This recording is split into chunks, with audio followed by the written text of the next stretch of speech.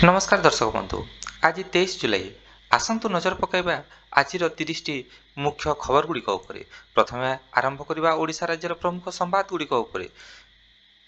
पुरी बाहुड़ा यात्रा त्रिस्तरीय सुरक्षा और कड़ा कटकणा। पवित्र पुरी बाहुड़ा रथयात्रा ପାଇଁ राज्य सरकार एवं पुलिस प्रशासन पक्षରୁ अभूतपूर्व सुरक्षा व्यवस्था ग्रहण କରାଯାଇଛି। मुख्यमंत्री मोहन चरण माझी निजे पुरी गस्त କରି सुरक्षा और ଭିड़ नियंत्रण प्रस्तुतिर समीक्षा କରିଛନ୍ତି। बड़दाण्डରେ लक्षाधिक भक्तଙ୍କର ସମାଗମକୁ ଦୃଷ୍ଟିରେ ରଖି 180 ପ୍ଲାଟୁନ୍ ଫୋର୍ସ ମଧ୍ୟ ମୁତୟନ କରାଯାଇଛି। ତା ସହିତ ସ୍ପେଶାଲ ଟାସ୍କ ଫୋର୍ସ ମଧ୍ୟ ମୁତୟନ କରାଯାଇଛି। ଆଡଭାନ୍ସ କମାଣ୍ଡ କଣ୍ଟ୍ରୋଲ ସେଣ୍ଟର ସହିତ ଆର୍ଟିଫିସିଆଲ ଇଣ୍ଟେଲିଜେନ୍ସ ଚଳିତ 300ରୁ ଅଧିକ ସିସିଟିଭି କ୍ୟାମେରା ମାଧ୍ୟମରେ ପୁରୀର ସମ୍ପୂର୍ଣ୍ଣ ସହର ଉପରେ ରହିଛି ନଜର। ଶ୍ରୀଜୀଉଙ୍କ ରଥଟଣା, ପହଣ୍ଡି ବିଜେ ଏବଂ ଶୃଙ୍ଖଳା ଦର୍ଶନ ପାଇଁ ସେବାୟତ ଓ ପ୍ରଶାସନ ମଧ୍ୟରେ ସମନ୍ୱୟ ମଧ୍ୟ ରକ୍ଷା କରାଯାଇଛି। ଆମ୍ବୁଲାନ୍ସ ପ୍ୟାସେଜ ପାଇଁ ଗ୍ରୀନ୍ କରିଡର ଓ ପାନୀୟ ଜଳ ଯୋଗାଣ ପାଇଁ ସ୍ୱେଚ୍ଛାସେବୀଙ୍କୁ ନିୟୋଜିତ ମଧ୍ୟ କରାଯାଇଛି। ପରବର୍ତ୍ତୀ ଖବର ଓଡ଼ିଶା ପାଣିପାଗ ଉପରେ ବଙ୍ଗୋପସାଗର ଲଘୁଚାପ ଓ ବର୍ଷା ଆଲର୍ଟ। ଉତ୍ତର ପଶ୍ଚିମ ବଙ୍ଗୋପସାଗରରେ ସୃଷ୍ଟି ହୋଇଥିବା ସକ୍ରିୟ ଲଘୁଚାପ କ୍ଷେତ୍ର ପ୍ରଭାବରେ ଓଡ଼ିଶାର ବିଭିନ୍ନ ଜିଲ୍ଲାରେ ପ୍ରବଳରୁ ଅତି ପ୍ରବଳ ବର୍ଷାର ସମ୍ଭାବନା ରହିଛି। ଭୁବନେଶ୍ୱର ପାଣିପାଗ ବିଜ୍ଞାନ କେନ୍ଦ୍ର ପକ୍ଷରୁ ମାଲକାନଗିରି, କୋରାପୁଟ, ଗଞ୍ଜାମ, ପୁରୀ ଏବଂ ଜଗତସିଂହପୁର ଜିଲ୍ଲା ପାଇଁ ଅରେଞ୍ଜ ଆଲର୍ଟ ଜାରି କରାଯାଇଛି। ବର୍ଷା ସହିତ ଘଣ୍ଟା ପ୍ରତି ବେଗ 40ରୁ 45 କିଲୋମିଟର ବେଗରେ ପବନ ବହିବାର ମଧ୍ୟ ଆଶଙ୍କା ରହିଛି। ପରବର୍ତ୍ତୀ ଖବର କନ୍ଧମାଳ ରିପୋର୍ଟ ନିଖୋଜ, ଉଚ୍ଚସ୍ତରୀୟ ପୁଲିସର କୁସମନ।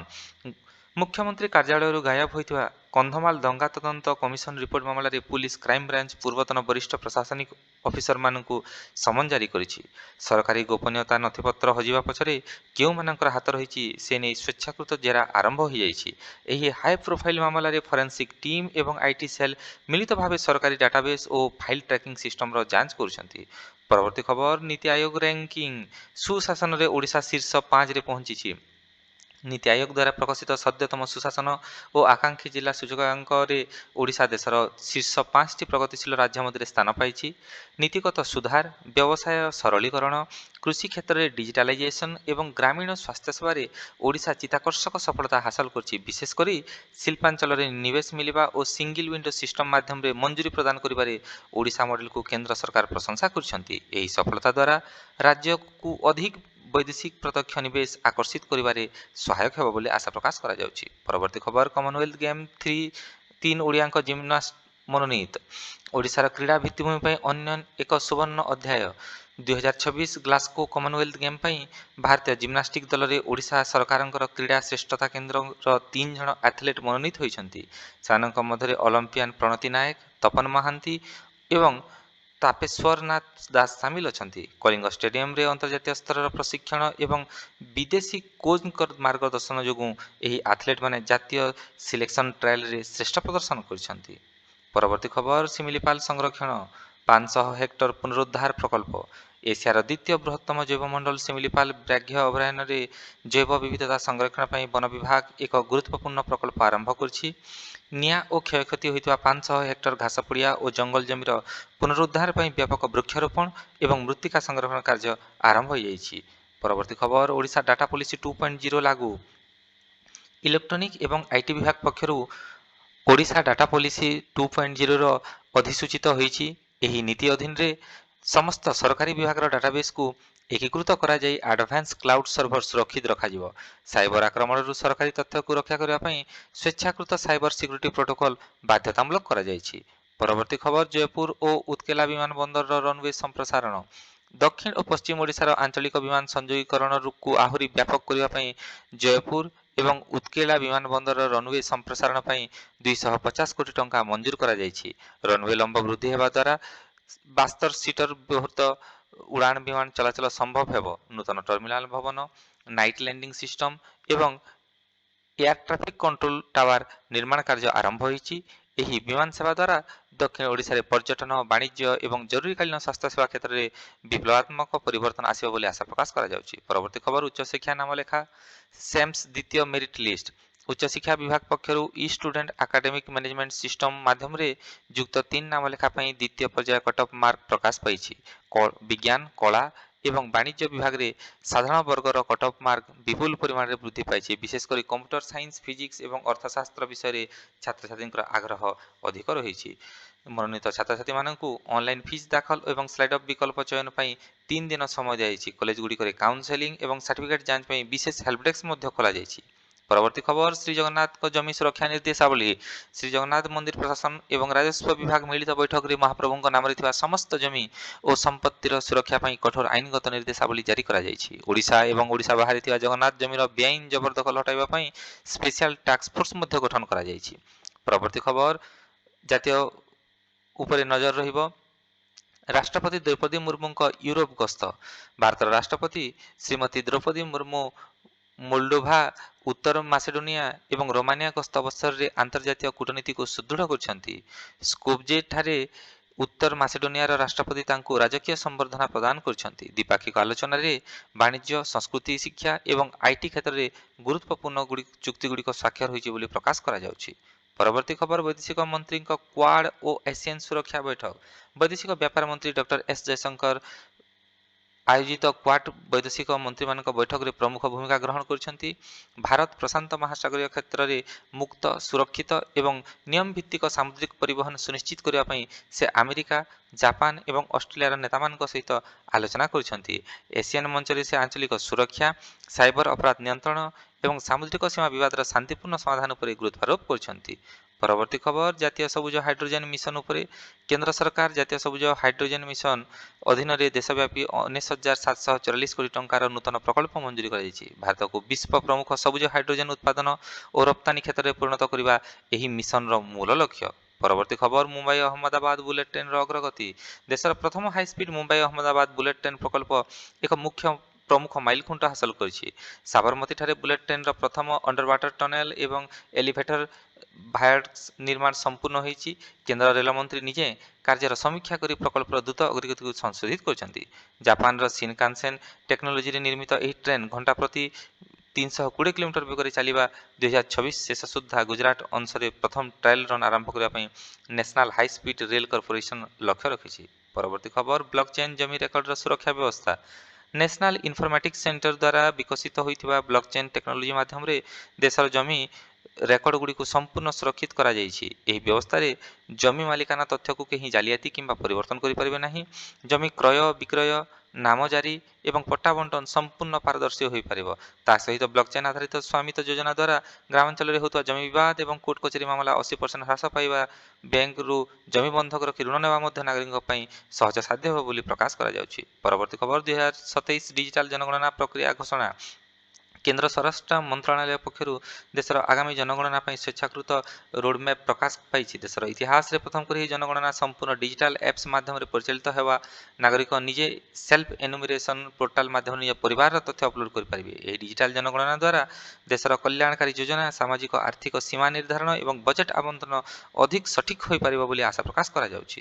ପରବର୍ତ୍ତୀ ଖବର ଅଗ୍ନିବୀରଙ୍କ ପାଇଁ ସିଏପିଏଫରେ 50% ସଂରକ୍ଷଣ। କେନ୍ଦ୍ର ସ୍ୱରାଷ୍ଟ୍ର ମନ୍ତ୍ରଣାଳୟ ଅଗ୍ନିପଥ ଯୋଜନାରେ ସେବା ସମ୍ପୂର୍ଣ୍ଣ କରୁଥିବା ଅଗ୍ନିବୀରମାନଙ୍କ ପାଇଁ ଏକ ଜରୁରୀ ଯୁଗାନ୍ତକାରୀ ନିଷ୍ପତ୍ତି ଗ୍ରହଣ କରିଛି।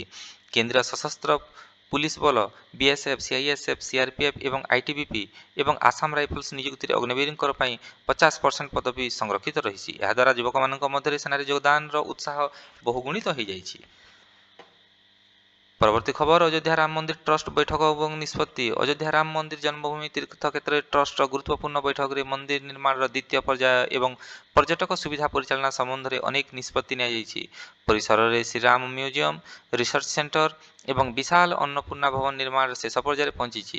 ଦୈନିକ ଆସୁଥିବା ଲକ୍ଷାଧିକ ଶ୍ରଦ୍ଧାଳୁଙ୍କର ସୁଗମ ଦର୍ଶନ, ଭିଡ଼ ନିୟନ୍ତ୍ରଣ ଏବଂ ସୁରକ୍ଷା ପାଇଁ ନୂତନ ଏଆଇ ସର୍ଭିଲାନ୍ସ ସିଷ୍ଟମ ଲାଗୁ କରାଯାଇଛି। ଟ୍ରଷ୍ଟ ପକ୍ଷରୁ ପ୍ରସାଦ ବଣ୍ଟନ ଏବଂ ସେବାୟତ ପରିଚାଳନା ପାଇଁ ନୂତନ ସାଧାରଣ ସମ୍ପାଦକ ଓ କର୍ମକର୍ତ୍ତାଙ୍କର ନାମ ମଧ୍ୟ ଘୋଷଣା କରିଛି।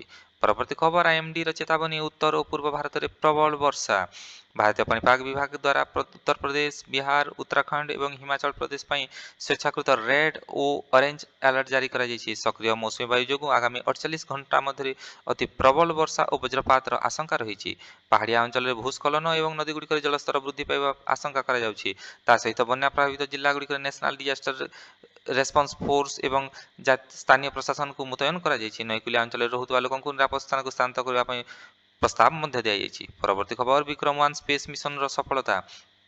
ଭାରତୀୟ ମହାକାଶ ଗବେଷଣା ସଂସ୍ଥା ଇସ୍ରୋ ଓ ସ୍ପେସ୍ ଷ୍ଟାର୍ଟଅପ୍ ସ୍କାଏରୁଟ୍ ଏରୋସ୍ପେସ୍ର ମିଳିତ ଉଦ୍ୟମରେ ବିକ୍ରମ-1 ରକେଟର ଗୁରୁତ୍ୱପୂର୍ଣ୍ଣ କାର୍ବନ କମ୍ପୋଜିଟ୍ ଷ୍ଟେଜ୍ ପରୀକ୍ଷଣ ସଫଳ ହୋଇଛି। ଏହା ସମ୍ପୂର୍ଣ୍ଣ ବେସରକାରୀ ଉଦ୍ୟମରେ ନିର୍ମିତ ଭାରତର ପ୍ରଥମ କକ୍ଷ ରକେଟ୍। ଏହି ରକେଟ୍ ମାଧ୍ୟମରେ ସ୍ୱଳ୍ପ ଖର୍ଚ୍ଚରେ କ୍ଷୁଦ୍ର ସାଟେଲାଇଟ୍‌ଗୁଡ଼ିକର ମହାକାଶର ନିମ୍ନ କକ୍ଷପଥରେ ସ୍ଥାପିତ କରାଯାଇପାରିବ। ଭାରତରେ ବେସରକାରୀ ମହାକାଶ କ୍ଷେତ୍ରରେ ଏହା ଏକ ଯୁଗାନ୍ତକାରୀ ବିପ୍ଳବ ଆଣିବ ବୋଲି ଇସ୍ରୋ ଅଧ୍ୟକ୍ଷ ପ୍ରକାଶ କରିଛନ୍ତି। ଏହା ସହିତ ନଜର ପକାଇବା ଆଜିର ଆନ୍ତର୍ଜାତିକ ଖବର ଉପରେ। ଆବୁଧାବିରୁ ଭାରତର 22ଟି ସହରକୁ ସିଧାସଳଖ ବିମାନ ସେବା। ସଂଯୁକ୍ତ ଆରବ ଏମିରେଟ୍ସର ଜାତୀୟ ଏୟାରଲାଇନ୍ସ ଆବୁଧାବିରୁ ଭାରତର 22ଟି ପ୍ରମୁଖ ସହରକୁ ସିଧାସଳଖ ନୂତନ ଉଡ଼ାଣ ସେବା ଘୋଷଣା କରିଛି। ଏଥିମଧ୍ୟରେ ଭୁବନେଶ୍ୱର, ଗୁଆହାଟୀ, ଚଣ୍ଡିଗଡ଼ ଏବଂ ଇନ୍ଦୋର ପରି ବିକଶିତ ହେଉଥିବା ସହରଗୁଡ଼ିକ ସାମିଲ ରହିଛି। ଏହି ସେବା ଦ୍ୱାରା ଦ୍ୱିପାକ୍ଷିକ ବ୍ୟବସାୟ ଏବଂ ପର୍ଯ୍ୟଟନ ବହୁଗୁଣିତ ହେବ ବୋଲି ଆଶା ପ୍ରକାଶ କରାଯାଉଛି। ପରବର୍ତ୍ତୀ ଖବର, ଗ୍ଲାସଗୋ 2026 କମନୱେଲ୍ଥ ଗେମ୍ସ ପାଇଁ ପ୍ରସ୍ତୁତି। 2026 କମନୱେଲ୍ଥ ଗେମ୍ସ ସ୍କଟଲ୍ୟାଣ୍ଡର ଗ୍ଲାସଗୋ ସହରରେ ଆୟୋଜିତ ହେବା ପାଇଁ ଅଫିସିଆଲ ନିଶ୍ଚିତତା ପ୍ରକାଶ ପାଇଛି। କମ୍ ବଜେଟ୍ ଏବଂ ପରିବେଶ ଅନୁକୂଳ ମଡେଲରେ ଏହି ଗେମ୍ ପରିଚାଳିତ ହେବା। ଏଥର 10ଟି ପ୍ରମୁଖ କ୍ରୀଡ଼ା ଭେନ୍ୟୁରେ 64ଟି ଦେଶର 4000ରୁ ଅଧିକ ଆଥଲେଟ୍ ଅଂଶଗ୍ରହଣ କରିବେ। ପରବର୍ତ୍ତୀ ଖବର, ସେୟାର ବଜାର ସେନ୍ସେକ୍ସ ହ୍ରାସ ଏବଂ ତୈଳ ଦର। ଆନ୍ତର୍ଜାତିକ ବଜାରରେ ଅଶୋଧିତ ତେଲ ଦର ବ୍ୟାରେଲ ପ୍ରତି $85 ଅତିକ୍ରମ କରିବା ଏବଂ ଆମେରିକା ଫେଡେରାଲ ବ୍ୟାଙ୍କର ସୁଧ ହାର ନୀତି ଯୋଗୁଁ ଭାରତୀୟ ସେୟାର ବଜାରରେ ହ୍ରାସ ରେକର୍ଡ କରାଯାଇଛି।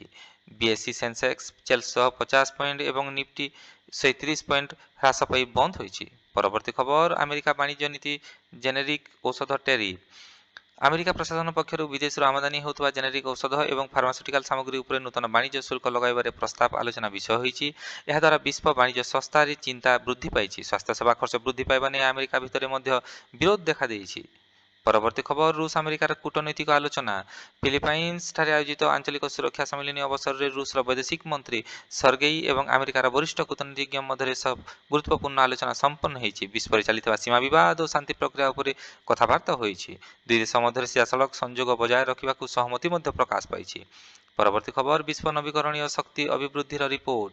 ଆନ୍ତର୍ଜାତିକ ଅକ୍ଷୟ ଶକ୍ତି ଏଜେନ୍ସିର ସଦ୍ୟତମ ରିପୋର୍ଟ ଅନୁସାରେ 2026ରେ ବିଶ୍ୱ ସୌର ଏବଂ ପବନ ଶକ୍ତି ଉତ୍ପାଦନ କ୍ଷମତା ରେକର୍ଡ 25% ବୃଦ୍ଧି ପାଇଛି। ଜଳବାୟୁ ପରିବର୍ତ୍ତନର ମୁକାବିଲା ପାଇଁ ଦେଶଗୁଡ଼ିକରେ କୋଇଲା ଆଧାରିତ ବିଦ୍ୟୁତ୍ କମାଇ ସବୁଜ ଶକ୍ତି ପ୍ରକଳ୍ପରେ ବିପୁଳ ପୁଞ୍ଜି ନିବେଶ କରୁଛନ୍ତି। ଭାରତ, ଆମେରିକା ଏବଂ ୟୁରୋପୀୟ ୟୁନିୟନ ସୋଲାର ପ୍ୟାନେଲ ଉତ୍ପାଦନରେ ଆଗୁଆ ରହିଛି। ସୋଲାର ବ୍ୟାଟେରୀ ଷ୍ଟୋରେଜ ଟେକ୍ନୋଲୋଜି ଶସ୍ତା ହେବା ଦ୍ୱାରା ଗ୍ରାମାଞ୍ଚଳରେ 24 ଘଣ୍ଟିଆ ଅନବରତ ସବୁଜ ବିଦ୍ୟୁତ୍ ଯୋଗାଣ ସମ୍ଭବ ହୋଇପାରିଛି। ପରବର୍ତ୍ତୀ ଖବର, କୃତ୍ରିମ ବୁଦ୍ଧିମତ୍ତା ଓ ଆଡଭାନ୍ସ ରୋବୋଟିକ୍ସ। ବିଶ୍ୱ ସୁରକ୍ଷା ଓ ପ୍ରତିରୋଧ କ୍ଷେତ୍ରରେ କୃତ୍ରିମ ବୁଦ୍ଧିମତ୍ତା ଏବଂ ଅଟୋମେଟେଡ୍ ରୋବୋଟିକ୍ସ ବ୍ୟବହାର ବ୍ୟାପକ ଭାବେ ବୃଦ୍ଧି ପାଇଛି। ଆନ୍ତର୍ଜାତୀୟ ଟେକ୍ନୋଲୋଜି ସମ୍ମିଳନୀରେ ଏଆଇ ଚାଳିତ surveillance drone, smart cyber security cells ଏବଂ ଜରୁରୀକାଳୀନ ଉଦ୍ଧାର କାର୍ଯ୍ୟ ରୋବୋଟିକ୍ସଗୁଡ଼ିକର ପ୍ରଦର୍ଶନ କରାଯାଇଥିଲା। ପରବର୍ତ୍ତୀ ଖବର, ମଲ୍ଟିପୋଲାର ଏସିଆ ଓ ବିଶ୍ୱ ସନ୍ତୁଳନ। ବର୍ତ୍ତମାନର ବିଶ୍ୱ କୂଟନୀତିରେ ମଲ୍ଟିପୋଲାର ଏସିଆର ମହତ୍ତ୍ୱ ବୃଦ୍ଧି ପାଇଛି। ଦେଶଗୁଡ଼ିକର କୌଣସି ଗୋଟିଏ ଶକ୍ତିଶାଳୀ ଗୋଷ୍ଠୀ ନ ରହିଲେ ନିଜର ଜାତୀୟ ସ୍ୱାର୍ଥ ଓ ଆର୍ଥିକ ପ୍ରଗତି ପାଇଁ ସ୍ୱାଧୀନ ବୈଦେଶିକ ନୀତି ଆପଣାଉଛନ୍ତି। ଭାରତର ବସୁଧୈବ କୁଟୁମ୍ବକମ ନୀତିକୁ ବିଶ୍ୱ ମଞ୍ଚରେ ବ୍ୟାପକ ସମର୍ଥନ ମିଳୁଛି। ପରବର୍ତ୍ତୀ ଖବର, ବିଶ୍ୱ ବିମାନ କାର୍ଗୋ ଏବଂ ଲଜିଷ୍ଟିକ୍ସରେ ଅଭିବୃଦ୍ଧି। ଆନ୍ତର୍ଜାତୀୟ ଇ-କମର୍ସ ଏବଂ ଜରୁରୀକାଳୀନ ଔଷଧ ଯୋଗାଣ ଯୋଗୁଁ ଗ୍ଲୋବାଲ ଏୟାର କାର୍ଗୋ କ୍ଷେତ୍ରରେ 18% ଅଭିବୃଦ୍ଧି ହୋଇଛି। ପ୍ରମୁଖ ବିମାନ ସଂସ୍ଥାଗୁଡ଼ିକ ନୂତନ ସ୍ପେଶାଲ କାର୍ଗୋ ବିମାନ ସାମିଲ କରି ଯୋଗାଣ ଶୃଙ୍ଖଳାକୁ ଅଧିକ କ୍ରିୟାଶୀଳ କରୁଛନ୍ତି। ପରବର୍ତ୍ତୀ ଖବର, ଡିଜିଟାଲ ସଂସ୍କାର ଓ ଯୁବ ଷ୍ଟାର୍ଟଅପ୍ ବିପ୍ଳବୀ। ଶିକ୍ଷା, ସ୍ୱାସ୍ଥ୍ୟ, କୃଷି ଏବଂ ପ୍ରଶାସନରେ ସ୍ମାର୍ଟ ଡିଜିଟାଲ ବ୍ୟବସ୍ଥାର ବ୍ୟାପକ ସଂସ୍କାର କରାଯାଇଛି। ସରକାରୀ ସେବାଗୁଡ଼ିକରେ ମୋବାଇଲ ଆପ୍ସ ମାଧ୍ୟମରେ ସାଧାରଣ ନାଗରିକ ପାଖରେ ପହଞ୍ଚି ପାରୁଛି। ତା ସହିତ ନୂତନ ଗବେଷଣା, ଏଆଇ ଏବଂ ସବୁଜ ପ୍ରଯୁକ୍ତି ବିଦ୍ୟା କ୍ଷେତ୍ରରେ ଯୁବ ଉଦ୍ୟୋଗୀମାନଙ୍କୁ ପ୍ରୋତ୍ସାହିତ କରିବା ପାଇଁ ସ୍ୱେଚ୍ଛାକୃତ ଭେଞ୍ଚର କ୍ୟାପିଟାଲ ଫଣ୍ଡ ଗଠନ କରାଯାଇଛି। ଓଡ଼ିଶା ସହିତ ଦେଶର ବିଭିନ୍ନ ରାଜ୍ୟରେ ଟାୟାର 2 ସହରଗୁଡ଼ିକରେ ଷ୍ଟାର୍ଟଅପ୍ ହବ୍ରେ ପରିଣତ ହୋଇଛି। ପରବର୍ତ୍ତୀ ଖବର, ରାଜ୍ୟ ଓ ଜାତୀୟ ନୀତି ସଂକ୍ଷେପରେ। ନୀତି ଆୟୋଗ ରାଙ୍କିଙ୍ଗରେ ଶୀର୍ଷ 5 ସ୍ଥାନରେ ଓଡ଼ିଶା ଡାଟା ପଲିସି 2.0 ଲାଗୁ, ପୁରୀ ବାହୁଡ଼ା ଯାତ୍ରାର ଆଡଭାନ୍ସ ଏଆଇ ସୁରକ୍ଷା ପରିଚାଳନା ଏବଂ ଶ୍ରୀ ଜଗନ୍ନାଥ କମିଟିର ଜିଆଇଏସ୍ ମ୍ୟାପିଂ ଦ୍ୱାରା ରାଜ୍ୟରେ ସୁଶାସନ ଓ ପ୍ରଶାସନିକ ସ୍ୱଚ୍ଛତା ନୂତନ ଶିଖରରେ ପହଞ୍ଚିଛି। ତା ସହିତ 2027ର ସମ୍ପୂର୍ଣ୍ଣ ଡିଜିଟାଲ ଜନଗଣନା ଅଗ୍ନିବୀର ପାଇ ସିଏଏସ୍ଏଫରେ 50% ସଂରକ୍ଷଣ, ଏନ୍ଆଇ ବ୍ଲକ୍ ଚେନ୍ ଜମି ରେକର୍ଡ, ଜାତୀୟ ସବୁଜ ହାଇଡ୍ରୋଜେନ ମିଶନ ଦ୍ୱାରା ଦେଶର ଭିତ୍ତିଭୂମି ଓ ସାମାଜିକ ସୁରକ୍ଷା ଅଧିକ ସୁଦୃଢ଼ ହୋଇପାରିଛି। ପରବର୍ତ୍ତୀ ଖବର, ପରିବେଶ, ଶକ୍ତି ଓ ପାଣିପାଗ ସଂକ୍ଷେପରେ।